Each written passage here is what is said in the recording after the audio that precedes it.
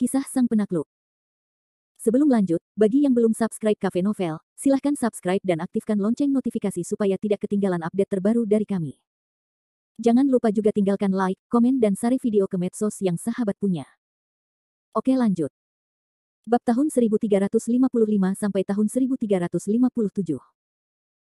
Untuk menghadapi Howard Zhang, jelas bahwa Charlie Qin juga telah memikirkannya dengan matang. Bagaimanapun, kekuatan bertarung Howard Zhang yang ditunjukkan dalam video itu cukup menakjubkan. Apapun itu, menurut perkiraan Charlie Qin, pencapaian Howard Zhang setidaknya telah memasuki alam bawaan. Oleh karena itu, untuk menghadapi metamorfosis Howard Zhang, setidaknya 2 atau 3 ahli dengan alam bawaan harus duduk untuk menang. Jajaran Yang Jun, Lang Ya, Shen Ying, Fang Jinlei, dan Nalan Qinger hampir merupakan jajaran pedang biru yang paling kuat saat ini. Mengirim jajaran seperti itu untuk menghadapi Howard Zhang juga menunjukkan kehati-hatian Charlie Qin. Bagaimanapun, Yang Jun dan Shen Ying sudah berada di alam alami. Dengan bantuan Lang Ya, Fang Jinlei, dan Nalan Qinger, seharusnya tidak ada masalah dalam mengalahkan Howard Zhang. Tentu saja, dalam hati Charlie Qin, tampaknya dia tidak pernah ingin membunuh Howard Zhang. Bagaimanapun, mengalahkan dan membunuh adalah dua konsep yang berbeda, dan Kevin Ye juga berada di pihak saat ini. Dengan metamorfosis Kevin Ye, membunuh Howard Zhang sungguh konyol. Namun, saya khawatir Charlie Qin masih meremehkan kekuatan bertarung Howard Zhang. Meskipun Howard Zhang dikatakan memiliki bawaan sejak lahir saat ini, efektivitas tempurnya mungkin jauh lebih tinggi daripada alam renyuan bawaan biasa. Jika nyanyian naga merah ditambahkan, Kevin Ye bahkan berpikir bahwa Howard Zhang di bawah amarah memiliki kemampuan untuk memilih seorang ahli alam Tianyuan bawaan. Tentu saja, Charlie Qin mungkin tidak mempercayai ini, jadi Kevin Ye hanya dapat membuktikannya dengan fakta. Howard Zhang, yang berdiri di tengah kerumunan saat ini, tampak sedikit terisolasi. Melihat saudara baiknya dikepung, Michael Liu tidak langsung marah. Begitu dia mengulurkan tangan, pedang Xiangyun berwarna-warni telah keluar, dan dia bersumpah, Tuan Ge, kurangi yang lebih banyak, dan jangan malu-malu. Hao Zi, jangan khawatir, aku akan membantumu dengan satu tangan. Dengan itu, Michael Liu akan terbang maju dan memasuki lingkaran pertempuran. Bagaimanapun, cinta antara Michael Liu dan Howard Zhang berbeda. Tentu saja, kita tidak bisa melihat Howard Zhang menderita. Namun, Kevin Ye menghentikan tindakan Michael Liu. Kevin Ye meraih bahu Michael Liu dan berkata sambil tersenyum, Lao Liu, tenanglah. Jangan tidak sabar. Mari kita lihat dulu. Hao Zi tidak mampu untuk kalah, dan mereka tidak dapat memanfaatkannya. Selain itu, komandan kita Charlie Qin belum bergerak. Tidak baik bagimu untuk membunuh dengan cara yang gegabah. Ketika komandan Charlie Qin mulai, belum terlambat bagimu untuk bergabung di medan perang. Saat dia berbicara, Kevin Ye menatap Charlie Qin di sisi lain dengan matanya, sebuah ejekan. Jelas, perkataan Kevin Ye dimaksudkan untuk menghadapi Charlie Qin. Dan Charlie Qin mendengus dengan jijik, Kevin Ye, jangan gunakan cara memprovokasi aku tidak akan tertipu olehmu. Melihat Charlie Qin yang tidak marah, Kevin Ye hanya tersenyum tipis, matanya kembali tertuju pada situasi pertempuran yang tidak jauh dari sana. Saat ini, Yang Jun dan Lang Ya berlima belum bergerak. Dari sudut pandang, kelima orang ini secara paksa meningkatkan momentum mereka dalam menghadapi Howard Zhang, berharap untuk memimpin dalam momentum dan mengalahkan Howard Zhang. Namun sayangnya, kelima orang itu tidak dapat menahan atmosfer kekerasan Howard Zhang di sekujur tubuhnya. Saat ini, Howard Zhang berdiri di lingkaran pertempuran, matanya tertuju pada kelima orang itu, dan otaknya masih berputar, menganalisis situasi.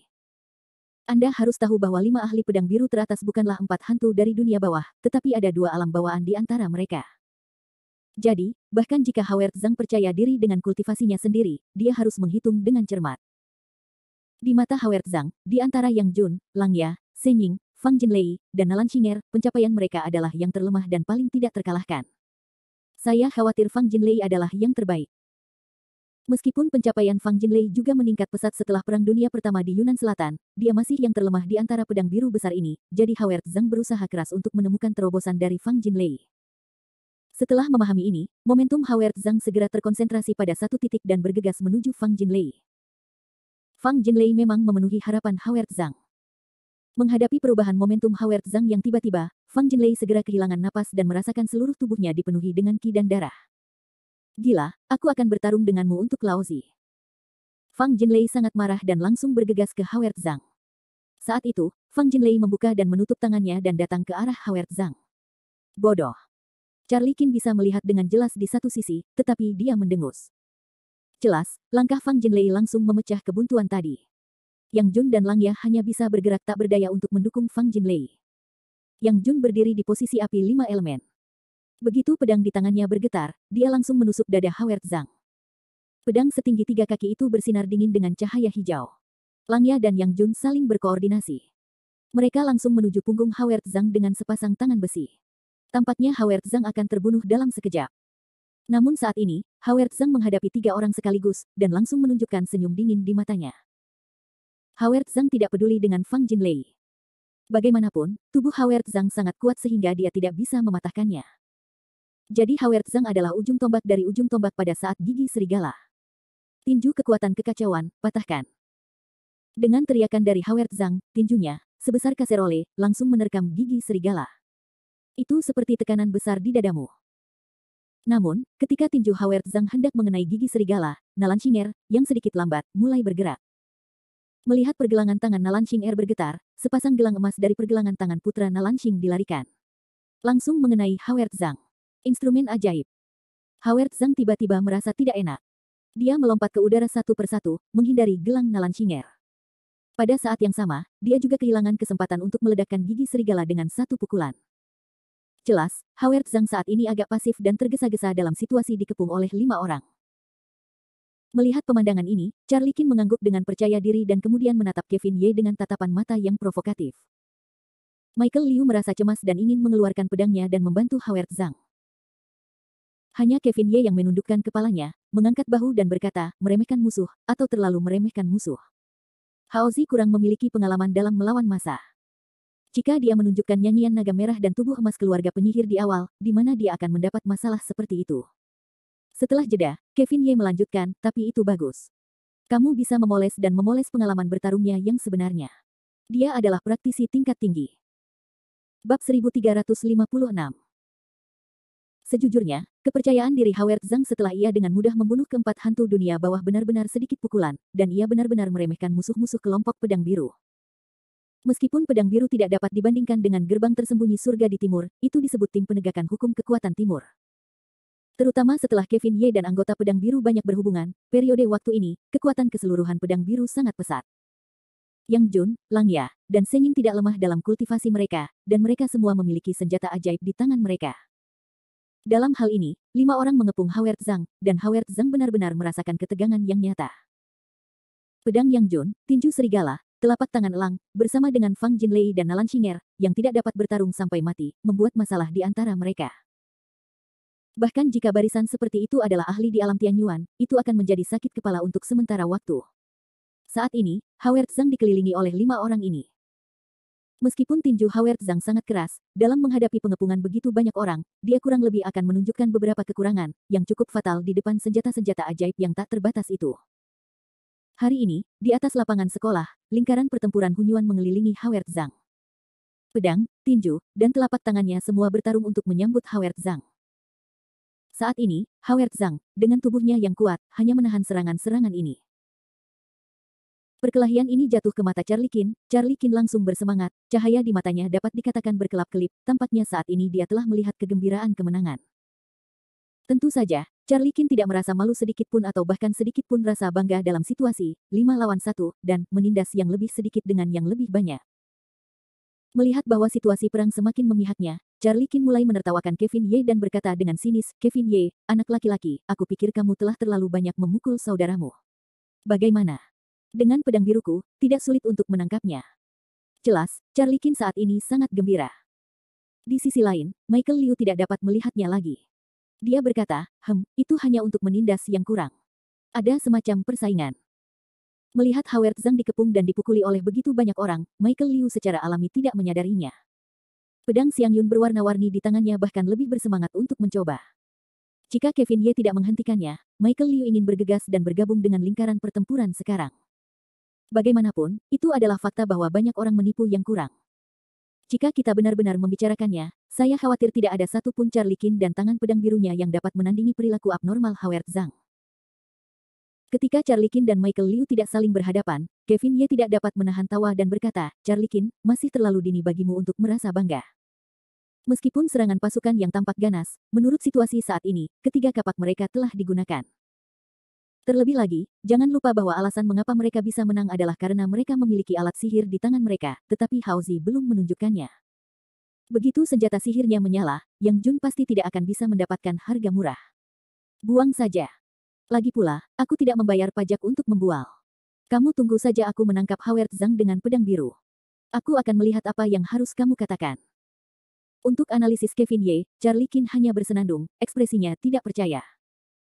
Namun sebenarnya, hati Charlie Qin takut setengah mati. Bagaimanapun, Charlie Qin tidak dapat dibandingkan dengan Kevin Ye. Bahkan senjata sihir di tangan kelompok pedang biru semuanya diberikan oleh Kevin Ye. Modal apa yang kamu miliki untuk memberitahu orang lain tentang itu? Selain itu, sebagai saudara terbaik Kevin Ye, senjata ajaib Howard Zhang benar-benar tidak biasa. Begitu Howard Zhang menunjukkan senjata ajaibnya, sulit untuk mengatakan apakah pertempuran akan berbalik. Saat ini, Charlie Qin dapat dikatakan telah menyebutkan tenggorokannya. Sebenarnya, Charlie Qin sendiri tahu bahwa bahkan jika kelompoknya membawa Howard Zhang, mereka tidak dapat melakukan apapun untuk memenangkannya. Bagaimanapun, ada Kevin Ye yang lain. Namun, saat ini, Charlie Qin harus memenangkan Howard Zhang, karena apa yang ingin dibicarakan Charlie Qin dengan Kevin Ye selanjutnya membuatnya memiliki kekuatan seperti ini. Jika tidak, Charlie Qin akan pasif dalam masalah ini. Terlebih lagi, Charlie Qin juga mengejutkan Kevin Ye. Meskipun pedang birunya tidak dapat menghadapi Kevin Ye, kekuatan pedang birunya cukup untuk menghadapi Howard Zhang dan Michael Liu. Membawa Howard Zhang sama saja dengan memperingatkan Kevin Ye bahwa dia harus menahan diri di masa depan. Sangat disayangkan bahwa sempoa Charlie Qin tidak dapat menahan penghancuran kekuatan absolut. Saat ini, Howard Zhang berada di lingkaran perang. Meskipun dia dikatakan dipukuli secara pasif, serangan yang benar-benar dapat melukainya sangat terbatas. Di luar situasi perang, Charlie Qin tidak dapat memahaminya, tetapi gigi serigala dalam situasi perang memiliki perasaannya sendiri. Saat ini, sepasang tinju logam membombardir dada Howard Zhang lagi, tetapi Howard Zhang masih. Tubuh asli klan penyihir kuno telah kuat hingga tingkat tertentu, apalagi gigi serigala. Bahkan jika itu 10 kali lebih kuat dari Langya, saya khawatir itu tidak akan melukai Howard Zhang. Melihat tinjunya benar-benar mengenai Howard Zhang tidak menanggapi sama sekali. Langya tidak dapat menahan diri untuk memarahinya dan berkata, "Buat, orang ini benar-benar raja besi." Namun, ketika Langya mengatakan itu, Howard Zhang sangat ganas. Dia tidak hanya tidak melukai Howard Zhang, tetapi juga didorong kembali oleh baju besi Howard Zhang yang kuat. Seluruh orang itu terhuyung dan terbang terbalik. Setelah gigi serigala, Yang Jun dan Nalan Shinger mulai menyerang Howard Zhang dengan gelang emas mereka. Howard Zhang tertegun dan menghindar dengan cepat. Seorang pendukung Howard Zhang berada di belakang Fang Jinlei yang bergegas dari belakang. Saat ini, Fang Jinlei adalah yang paling tidak beruntung di antara pedang biru. Dia tidak bisa terlibat dalam kompetisi kultivasi semacam ini. Dia harus dikalahkan. Untungnya, dia memiliki baju besi emas yang diberikan oleh Kevin Ye. Kalau tidak, dia akan dibunuh oleh Howard Zhang karena kultivasinya. Karena ditolak dengan keras kepala oleh Howard Zhang, Fang Jinlei sekali lagi dipukul dan terbang keluar, dan merasa bahwa seluruh tulang tubuhnya akan meledak. Ya Tuhan, ini menyakitkanku, ini menyakitkanku. Terbaring di tanah, Fang Jinlei tidak bisa berhenti berteriak. Yang Jun, Nalan Qinger, Shen Ying, dan Langya kini berhadapan dengan Howard Zhang. Keempat orang itu saling berpandangan, tetapi mereka tidak peduli. Mereka saling menembak pada saat yang sama. Namun saat itu, Howard Zhang berdiri diam, dengan senyum dingin di wajahnya, dan berkata, "Sepertinya kemampuanmu sudah habis. Sekarang giliranku untuk tampil." Harus dikatakan bahwa kendali Howard Zhang terhadap situasi perang cukup akurat. Meskipun ia telah dikalahkan oleh 5 pedang biru di tahap awal, Howard Zhang pada dasarnya telah mengetahui keefektifan dan taktik tempur dari kelima orang ini. Sekarang, Yang Jun dan mereka takut tidak ada pola baru, dan sekarang Howard Zhang juga mulai mendapatkan kekuatan. Cahaya keemasan melintas, dan pemandangan berikutnya, bahkan Charlie Qin, yang sedang menonton pertempuran, tercengang. Tanpa ampun mencubit sudut mulutnya sendiri, Charlie Qin takut, "Ya Tuhan, Howard Zhang, bocah ini masih manusia." Bab 1357. Harus dikatakan bahwa titik waktu Howard Zhang sangat akurat, yang merupakan waktu interval serangan Yang Jun dan yang lainnya. Terlebih lagi, gerakan Howard Zhang benar-benar mengejutkan, karena baik Yang Jun maupun Charlie Qin belum pernah melihat situasi seperti itu. Sebagai tim penegak hukum kekuatan di seluruh timur, pedang biru dapat dikatakan memiliki informasi yang cukup. Baik itu klan iblis di timur, klan darah di barat, atau penyihir gelap dan sebagainya, dapat dikatakan bahwa pedang biru pernah bermain dengan mereka, dan kurang lebih mengetahui tentang kekuatan alternatif ini. Namun bagi Howard Zhang saat ini, seluruh pedang biru tampak bingung, tidak memiliki kognisi. Dapat dikatakan bahwa metode Howard Zhang, apalagi pedang biru, jarang ada di seluruh timur. Bagaimanapun, sejak Perang Lik kuno, seluruh klan penyihir telah menghilang di antara langit dan bumi. Sekarang, bumi masih dapat menggunakan tubuh emas penyihir. Saya khawatir selain Howard Zhang, Kevin Ye, Li Ping, Tugang, dan 18 iblis lainnya dapat digunakan. Sementara Yang Jun dan yang lainnya bersiap untuk melancarkan serangan baru, Howard Zhang berdiri diam dan meraung. Jin tidak dapat menahan diri untuk tidak keluar dari tubuh Howard Zhang. Di bawah saksi mata Yang Jun dan yang lainnya, tinggi Howard Zhang yang mencapai 1,8 meter mulai bangkit melawan badai. Saat ini, pakaian bagian atas Howard Zhang semuanya robek, memperlihatkan otot-otot yang berkilauan. Otot-otot itu terekspos ke udara seperti batu bata emas, yang sangat mengerikan. Apakah ini, Nima ini masih manusia? Pedang di tangan Yang Jun mulai bergetar. Dan gigi serigala juga membuka mulutnya, itu tampak panik yang tidak normal, bahkan gigi serigala mulai meragukan bahwa ruang di mana dia masih bukan bumi, itu bukan miliknya telah tiba di dunia mistis. Howard Zhang, yang dulunya tingginya 1,8 meter, telah melonjak hingga dia tidak punya beras. Namun, keterkejutan Howard Zhang terhadap pedang biru belum berhenti. Melihat ke bawah ke Yang Jun dan yang lainnya di bawah hidungnya, Howard Zhang menyeringai dan melanjutkan nyanyian naga merah, keluar. Dengan raungan Howard Zhang, dunia pun terguncang. Kemudian, nyala api merah terus berputar, disertai suara nyanyian naga yang melengking muncul di tangan Howard Zhang. Nyanyian naga merah, senjata ajaib pribadi Howard Zhang, awalnya adalah tongkat Qimei sekitar 1,5 meter, tetapi dengan tubuh emas Howard Zhang yang melambung, begitu pula naga merah Yin. Di mata Yang Jun dan yang lainnya di tanah, ini bukanlah tongkat Qimei, melainkan naga yang terbakar api. Di kepala naga, janggut naga itu masih bergetar dan mengeluarkan raungan rendah. Pada saat itu, Yang Jun, Lang Ya, Shen Ying, Nalan Xinger, dan bahkan Fang Jinlei, yang berdiri di belakang Howard Zhang, melihat pemandangan ini, dan mereka semua terus mundur, seolah-olah ketakutan. Lihat aku dan aku akan melihatmu. Yang Jun, sebagai yang tertinggi dan tertua dari kelima orang itu, seharusnya tidak mundur. Tetapi Howard Zhang benar-benar menakutkan saat ini. Bahkan pedang di tangan Yang Jun mulai bergetar. Melihat pemandangan mengerikan di depannya, Charlie Qin akhirnya mengerti dari mana kepercayaan diri Kevin Ye berasal. Saya khawatir tidak ada seorang pun di dunia ini yang dapat menaklukkannya kecuali Kevin Ye. Kevin Ye, bocah. Setelah menelan ludah, Charlie Qin jelas ingin mengatakan sesuatu, tetapi saat ini, Charlie Qin tidak mengatakan sepatah kata pun. Bagaimanapun, kejutan seperti ini membunuh orang. Sebaliknya, Michael Liu, yang berada di satu sisi, dengan riang memanggil Howard Zhang, bagus, Haozi, sangat tampan dan keren. Bagi Michael Liu, serangan balik Howard Zhang datang di saat yang tepat, terutama tubuh emas abadi yang berdiri di puncak gunung itu benar-benar tak terkalahkan. Ayo, apakah kamu tidak akan menangkapku? Howard Zhang ada di sini, berani bertarung. Saat ini, Howard Zhang memegang nyanyian naga merah di tangannya. Dia benar-benar seperti iblis yang sombong di seluruh dunia. Dia bahkan lebih tak kenal takut dalam menghadapi pedang biru. Raungan, bahkan langit dan bumi, gunung dan sungai harus sedikit bergetar. Namun, dalam menghadapi provokasi Howard Zhang, Yang Jun dan yang lainnya hanya melangkah mundur dan tidak berani bergerak. Howard Zhang mencibir dan terus berteriak, ayo, bukankah kamu tim penegak hukum kekuatan timur? Berani bertarung. Seekor naga merah bernyanyi secara horizontal, dan sosoknya yang besar berdiri di angin dingin. Itu disebut sikap karismatik. Namun, setelah Howard Zhang memanggil 2 kali berturut-turut, tidak ada pedang biru yang berani bertarung. Akhirnya, Howard Zhang meremehkan untuk mengatakan, pedang biru yang cemerlang, memang begitu. Mendengar penghinaan Howard Zhang, Yang Jun dan Lang Ya serta yang lainnya sangat marah, tetapi mereka tetap tidak berani mengambil risiko dalam kesenjangan kekuatan yang begitu besar. Namun, beberapa orang tidak dapat melihat seluruh gunung. Orang ini tidak lain adalah Charlie Qin. Charlie Qin adalah pemimpin pedang biru. Sebagai pemimpin pedang biru, jika Charlie Qin tidak berdiri saat ini, saya khawatir seluruh wajah pedang biru akan hilang. Namun, Charlie Qin bukanlah rencana 5 tahun. Bahkan jika orang-orang tidak lagi bertarung dalam lingkaran, dia juga dapat merasakan tekanan momentum Howard Zhang. Jika dia bergegas seperti ini, dia tidak akan pernah bisa menyingkirkannya. Jadi Charlie Qin memilih cara lain untuk melawan Howard Zhang. Pada saat itu, napas Charlie Qin bergerak sedikit, dan dia berteriak, keluar. Melihat ke belakang, semua orang melihat kilatan cahaya bersinar di atas kepala Charlie Qin. Sebuah lingkaran emas segera terbang keluar dan mengenai Howard Zhang. Lingkaran emas ini diberikan kepada Charlie Qin oleh Kevin Ye. Dikatakan bahwa itu dapat diambil di bawah alam surga Yuan. Charlie Qin tidak pernah menggunakan senjata ajaib ini untuk waktu yang lama. Sekarang kebetulan sedang berlatih dengan Howard Zhang. Serangan tiba-tiba Charlie Qin tidak terduga oleh Howard Zhang, tetapi Kevin Ye mengharapkannya. Bagaimanapun, kekuatan Howard Zhang sangat dikenal oleh Kevin Ye. Jika Charlie Qin tidak bergerak, tubuh emas Howard Zhang yang tidak bisa dihancurkan dan naga merah Yin di tangannya dapat menyapu gerombolan di depannya. Melihat lingkaran emas tiba-tiba muncul, dia terbang ke arahnya.